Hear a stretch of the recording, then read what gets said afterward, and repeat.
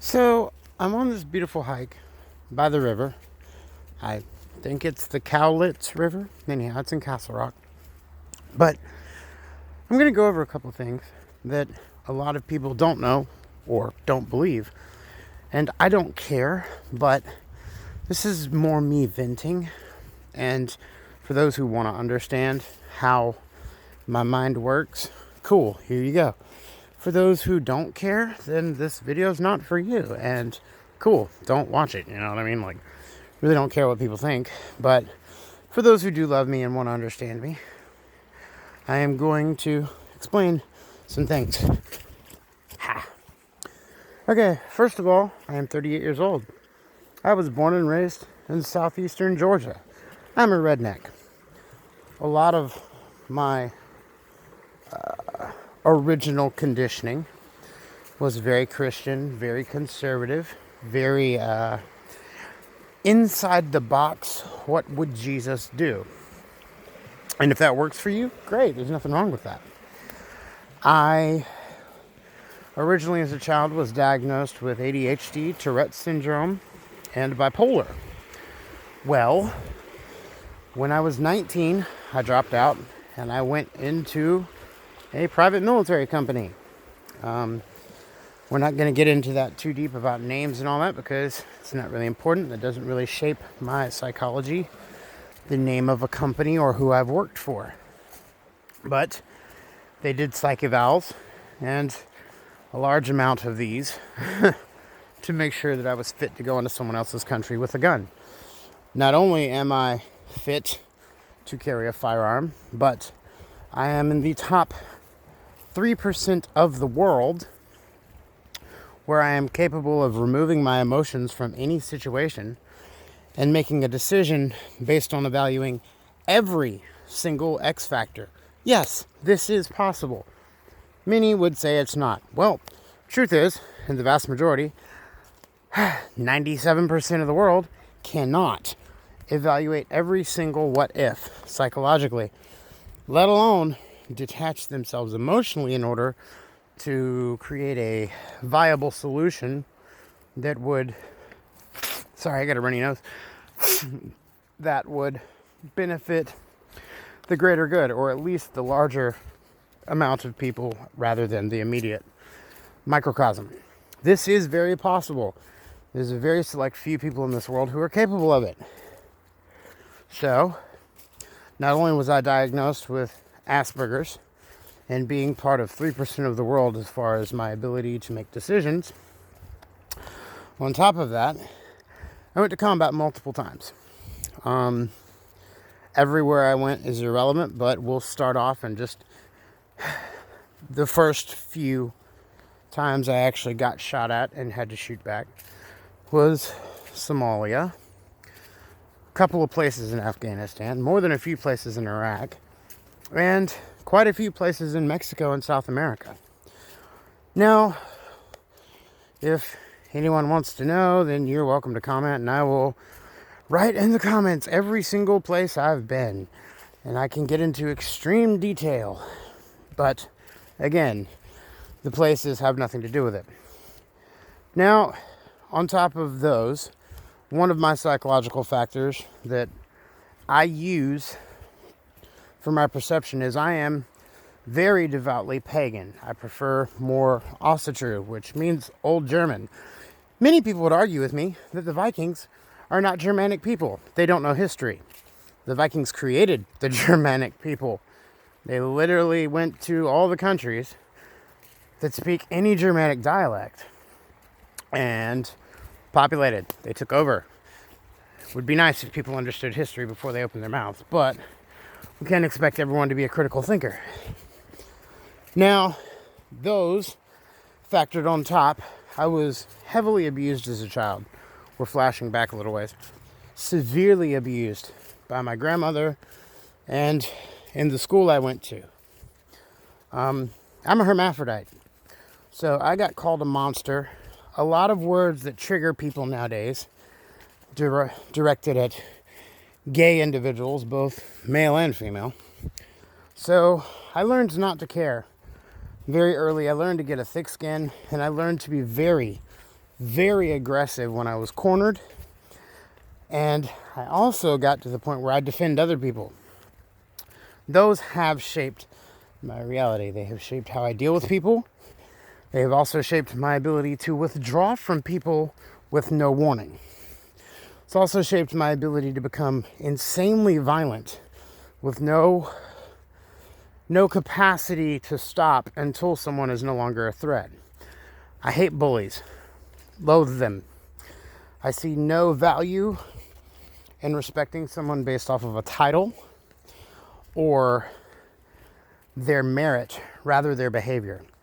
Does not matter what tests you have passed, what universities you've gone to, what job you hold, what title's been bestowed upon you. Your behavior is where I derive my respect and whether or not I give you the time of day. Another part of my psychology is I am Generation X. I was born in 1981, the punk generation of MTV and Super Nintendo, where not giving a fuck was pretty much the standard across the board. I am apathetic to many, many, many things in this world. It's not that I don't care. I just don't entertain ideas that aren't productive. I ignore people who aren't productive as far as making the world a better place. And a lot of these things do factor into my ability to say F it all. Again, I'm not like other people. I have never once broken my word. My trust issues are a large part of my childhood. A large part of the military community and the civilian community judge me based on the fact I was a contractor. They don't ask the reasons. They don't care. They assume and pass judgment based on their own level of ignorance and their lack of knowledge on the topic. And I don't judge them. I don't hate them. I actually feel sorry for them. I pity them. I look down on them because they don't want to know. They have their preconceived notions and they consider it gospel. And that is a large part of what's wrong with society. That inability to remove emotional bias and personal beliefs and to look at a subject objectively. Then again, these people who cannot do that will never achieve greatness, whether they want to be a millionaire or whether they want to change the world. Because their personal beliefs and emotional bias, their circumference of reality, which is not actuality, sadly, will never be swayed or shaken. And that's how they maintain some semblance of control. That's how they cope. That's how they deal with their trauma and their world, and how they maintain some sort of control in a truly chaotic universe and environment. I'm a really laid back girl. Super chill, super down to earth. I'm not just saying this to make myself sound good. I'm engaged, I have an amazing girlfriend. This is not some sort of portfolio, dossier, or profile. This is just me explaining what makes me tick. I have compassion and love deeper than most people are aware of, but due to my Asperger's and my past emotional trauma, it is near impossible for me to show these things on my face. But when I love someone, I do things for them. Little things. Make them coffee, bring them coffee at work, make cards for them, do something simple, sharpen a knife for them, pitch their tent for them, teach them some information that otherwise would cost them hundreds and hundreds of dollars to learn. I'm not a know-it-all. I don't know everything. I do know what works in this world and what doesn't. I also know that a lot of people don't want to ever hear they're wrong, because then that breaks their cognitive dissonance and shatters what they perceive to be as reality. And that scares people. When you take their reality and shake it a little, and they start seeing that they've been wrong for 10, 15, 20, 30, 40, 50, 60, 70 years, they start to become very defensive, very aggressive, and very frightened, because that means they've been living a lie. Again, plenty of science, psychology, and philosophy that backs up every word that's coming out of my mouth. That said, I am an extremely well-balanced person despite what people see. And on a more fun fact, part of tradecraft that I developed over more than a decade working for the Department of Defense is to present myself in a manner that disarms people. Part of my childish, girlish personality is a way to disarm and disorient people. They see me as a fool. They see me as someone who doesn't understand the way the world should work. I'm gonna jog while I talk to you guys just for the hell of it. But that's part of the trade craft. Creating a persona based on who you actually are. That way you're not living a lie. You're just using existing personality traits to where people don't see you as a threat. Which gets you in and out of a lot of scenarios that otherwise would have been lethal or far more difficult to deal with. So, the fact that people don't see through it means I've mastered that persona. And that is part of tradecraft. That is a huge part of it. That's part of disguise. That's part of throwing your enemy or potential hostiles off your trail. I don't hate people. I say I hate people because it's very easy. I don't respect, I don't trust people. However, unlike a large amount of people, I give everyone, perfect strangers, friends, family, you name it, plenty of chances to prove that they're capable of something bigger and better than themselves as far as psychology goes, as far as their ability to adapt and learn. The problem with people in a static mindset is in a crisis scenario, in a life or death scenario, they will 100% of the time get everyone killed. They are unable to change on the fly. And that is very dangerous. If it creates interpersonal issues in your daily life, whatever this behavior is that you do, and this is some advice for those of you who do want to grow, who do want to better yourself, who do want to learn. Anything that creates arguments or drama or any of that in your daily life, look at it. Own it. Don't blame other people, because I guarantee you it's as much your fault as it is theirs.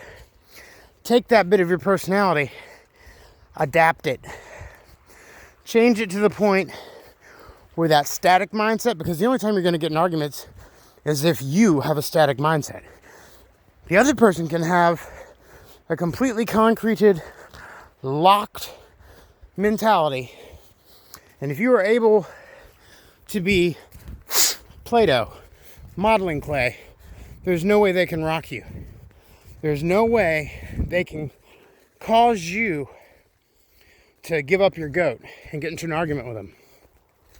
If anything, once you become like molding clay psychologically, you can change that person's standpoint without them even knowing it. You can make them see the error in their ways and change without their permission. The fact that you can adapt and flow and they cannot means you can work into the crevices of their mind. You can control their thoughts and their feelings for their own good or for the good of the group so they don't threaten others' existences. These are things you learn. This is how I deal every day. Again, many people would want to disagree. Sadly, they're incapable of having the exact knowledge I have in life, and I'm incapable of possessing yours or anyone else's identical knowledge in life, because every one of us is different. We have different life experiences. We have different upbringings. We have different intellectual capabilities. We have different communication abilities, be it verbal, physical, emotional, whatever. I am an extremely good verbal communicator. Emotionally, I'm not super good at. Psychologically, I am able to analyze anything, any problem, and find at least 2 or 3 solutions to it. That said, not everyone is capable of that. And those are the people you need to look out for. You need to watch them. It's not that you can't trust them. You just can't trust them with your life. And when it boils down to it, what I base whether I trust someone wholly on or not is, can I trust them with my life? Because people may not believe it. They may scream tinfoil hats, yada yada. Truth is, sooner or later, at some point in your life, especially now, I don't have a political allegiance, because in my opinion and my experience, all politics are lies. It's money. There is no Republican, Democrat, liberal. It's money. And again, static minds are scared, because that means they've believed a lie for so many years. But that is the truth. That is the type of thing you see when you remove your emotional bias and your personal conditioning. You can see the wheels that spin behind the wheels. You can see the gears, the cogs, all that. Nevertheless, if I can't trust you with my life, you're expendable. You are... It's not that I would throw someone in the fire, but I definitely won't count on them to pull me out of the fire. Static mindsets are dangerous, ladies and gentlemen. They create far more problems than they are ever even capable of solving, let alone have actually solved throughout history. If you doubt that, again, do your research. Google has scanned 500 million books, I believe, and they're scanning more every day. A lot of people who have a conformist mindset don't like hearing, go Google it, because they don't trust the internet. When you go to multiple source after multiple source, you can't argue with it. It's unequivocal data. Never trust one source. I don't care if it's a person. I don't care if it's a book. I don't care if it's the freaking Library of Congress. Never trust one source of intel. Always cross-reference. Always get different intel sources from different areas. That way, even if it is true, you find out more than you would have just going to one source. Critical thinking, people. All right. Love you guys. Merry Christmas. Happy Yule. And Odin and Freya bless.